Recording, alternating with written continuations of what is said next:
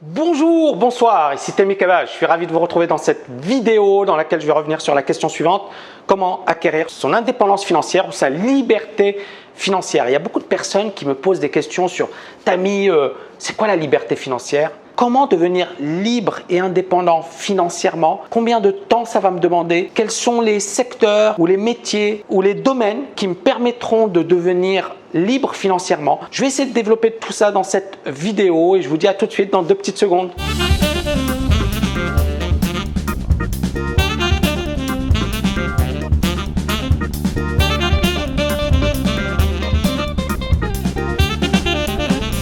Alors, c'est quoi la liberté financière? C'est cette capacité à avoir des revenus, des rentes, sans avoir à travailler. Alors, est-ce qu'on peut travailler? Bien évidemment, mais on n'est pas obligé. C'est-à-dire que vous avez effectivement, soit dans l'immobilier, soit dans l'investissement boursier, il y a des possibilités effectivement d'avoir des rentes sans avoir à travailler. Alors pourquoi l'indépendance financière est aujourd'hui de plus en plus importante? Pour une raison précise, c'est qu'il y a d'énormes déséquilibres au niveau des retraites. Auparavant, les retraites, c'était quasiment sûr. Je travaille 30 ans et puis je perçois ma retraite. Aujourd'hui, on a de plus en plus de personnes âgées, de plus en plus de personnes qui vivent longtemps et puis ce n'est pas fini avec les progrès de la science, de la médecine. On va effectivement vivre plus longtemps. On n'y est pas encore, mais il y a des progrès considérables. Ça, c'est la première chose. Donc, vous avez des personnes effectivement qui ne travaillent pas. Et ces personnes vont recevoir des retraites de la part des actifs, c'est-à-dire des personnes qui travaillent. Mais quand on étudie effectivement les statistiques, on se rend compte qu'effectivement on aura de moins en moins de personnes qui vont travailler et de plus en plus de personnes à la retraite. Est-ce que c'est tenable? Certainement pas. Donc la solution, au-delà des grèves et on manifeste, on n'est pas content, ok, c'est très bien, mais c'est un problème économique, c'est-à-dire à un certain moment il faut bien trouver une solution. La solution, c'est qu'on ait plus de personnes qui travaillent, donc soit recourir à l'immigration massive, parce que c'est une solution, mais on voit un peu les problèmes, etc., les contestations. Donc effectivement, je ne pense pas que ce soit une solution qui sera mise en œuvre très rapidement. Soit la retraite, on va l'avancer, on va la reculer le plus longtemps possible, donc au-delà de 70 ans. Et puis bien évidemment, les retraités auront de moins en moins de pensions de retraite. Et effectivement, ils vont toucher de moins en moins. Ils vont être taxés et les retraites seront de plus en plus maigres. Donc on voit bien que le problème, il est là. C'est-à-dire que c'est économique. C'est pas moi qui le dis, vous le trouverez dans n'importe quel bouquin d'économie basique. Et à partir de là, la solution, elle est très simple. C'est soit effectivement vous comptez sur votre retraite, mais voilà, on peut compter longtemps, soit vous dites dès aujourd'hui, je vais essayer de trouver des solutions. Et c'est là où c'est important effectivement de se pencher sur les solutions pour être libre financièrement et pour être indépendant sur le plan financier. Alors, première question, est-ce que c'est possible de devenir libre et indépendant financièrement? Bien évidemment.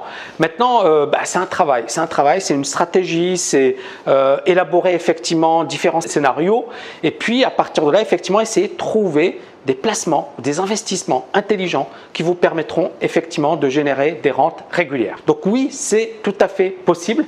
Maintenant, moins vous avez de moyens, plus il faudra commencer tôt, parce que ça dépendra de votre épargne, ça dépendra des placements, ça dépendra d'où vous allez les placer, etc. Il y a des choses d'ailleurs que moi je suis en train de bosser sur une formation dans ce sens, mais je pense que c'est très très important de se pencher sur son indépendance financière dès aujourd'hui. Et bien évidemment, ce n'est pas le placement chez la SICAV de votre banque qui vous permettra de devenir indépendant financièrement, parce que vous avez des frais prohibitifs et à la fin il ne vous restera plus rien du tout. Donc il y a des solutions, on va revenir dessus, mais d'abord et avant tout, dites-vous que c'est possible et que ce n'est pas réservé à une élite. Qu'est-ce que l'indépendance financière? L'indépendance financière, c'est le fait effectivement de percevoir des rentes sans avoir besoin de travailler. Donc c'est juste pour la définition. Quels sont les différents moyens effectivement d'être indépendant financièrement? Premier moyen et le plus connu, le plus célèbre, c'est bien évidemment l'immobilier. Alors l'immobilier, c'est effectivement acquérir un logement. Ce logement, on peut y habiter. On peut également en acquérir un autre qu'on va louer. Et l'idée, c'est quoi? C'est d'avoir un loyer qui soit supérieur, par exemple, au crédit, d'accord? Et l'avantage, c'est quoi? C'est de se dire, ok, on a une rente et on a toujours des locataires. Et l'idée, c'est qu'effectivement, le loyer que je perçois va me permettre non seulement de payer le crédit, mais également constituer une rente. Et à la fin, cet appartement ou cette maison m'appartiendra. Et comme elle m'appartiendra, eh bien effectivement, je percevrai l'intégralité du loyer. Ok, donc ça, c'est une possibilité, c'est la possibilité de base, la possibilité la plus célèbre, la plus connue. Et d'ailleurs, je pense qu'effectivement, même sur un plan psychologique, ça peut valoir le coup d'avoir son propre logement. Maintenant, il y a des recherches qui montrent que l'immobilier, ce n'est pas le placement le plus rentable, contrairement à ce que vous disent beaucoup de gourous.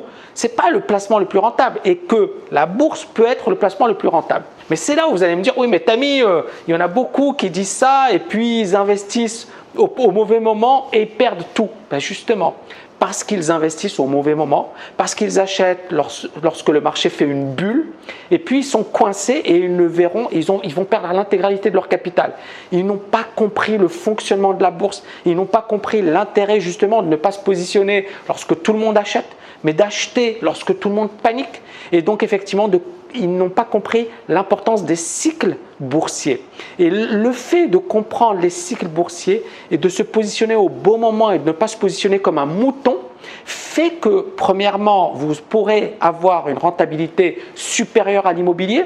Deuxièmement, il y aura beaucoup moins de stress que l'immobilier, mais c'est un boulot. C'est un boulot, c'est-à-dire qu'encore une fois, derrière, il y a une expertise, il y a des connaissances qu'il faut acquérir et ça ne se fait pas du jour au lendemain.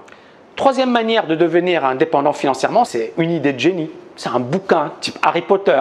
Bon, il n'y aura pas beaucoup de personnes qui auront écrit un bouquin équivalent à Harry Potter, mais bon, c'est ça. C'est un bouquin qui se vend super bien, qui est un best-seller et qui cartonne pendant des années et des années, ça vous permettra d'avoir une rentrée d'argent suffisante. Alors l'art du trading, ça a beau être un best-seller dans le domaine de la finance, c'est pas un best-seller sur le plan économique, c'est-à-dire que c'est pas un roman qui se vend à des millions et des millions d'exemplaires, on en est très loin, donc c'est un bouquin technique et pointu. Mais l'idée est là, c'est-à-dire que si vous êtes doué dans l'écriture, ça peut être une bonne idée. Si vous êtes un créatif, pourquoi pas?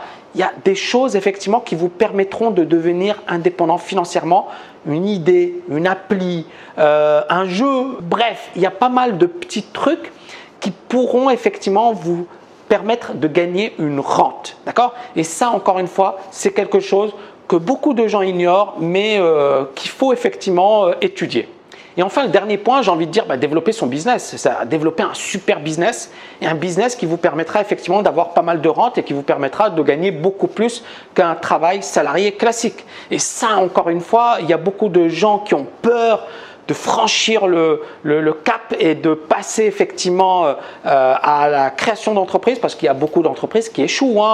9 entreprises sur 10 échouent. Il y a beaucoup de jeunes entreprises qui ne passent pas le cap des 3 ans, des 4 ans. Des 4 premières années. C'est vrai que beaucoup de personnes ont peur, mais en même temps, imaginez si vous êtes dans la bonne niche, si vous créez la bonne entreprise, si vous avez le bon effet de levier, les bonnes connaissances, le bon produit, imaginez l'effet de levier que vous avez par rapport au salariat classique. Et bien évidemment, les rentes que vous pourrez générer grâce à votre entreprise. Donc encore une fois, ce sont des thèmes. Je vais bien évidemment revenir dessus dans d'autres vidéos, mais je pense que ce sont des thèmes intéressants et il faudra s'y intéresser dès aujourd'hui. D'ailleurs, juste pour info, à Dubaï, il y a beaucoup de personnes, des Français ou autres, des Britanniques, qui s'installent à Dubaï et qui ont acheté au pire moment dans l'immobilier, en 2009. En 2009, il y a eu un gros crack boursier et un gros crack dans l'immobilier à Dubaï. Et beaucoup se sont dit, ok, c'est le meilleur moment. Tout le monde a paniqué et ils ont acheté des biens qui valaient, je vais dire n'importe quoi, qui valaient 6 et qui se sont mis à valoir 1 ou 2, donc, dont la valeur a été divisée par 3, 4, 5.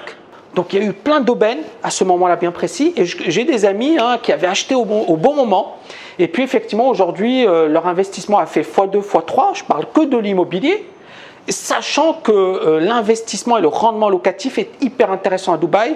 On est sur du 8 voire 10% sans impôt et bien évidemment avec un loyer qui est payé à l'année. À Dubaï, l'intérêt par rapport à Paris ou d'autres villes, c'est qu'on a un loyer qui est payé à l'année. Donc vous n'avez pas de problème de locataire.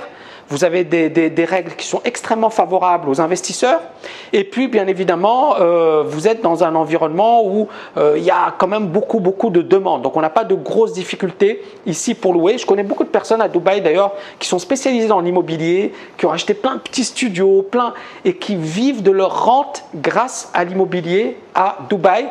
Et pourquoi pourquoi c'est intéressant pour eux? Parce qu'il n'y a pas d'impôt, 0% d'impôt.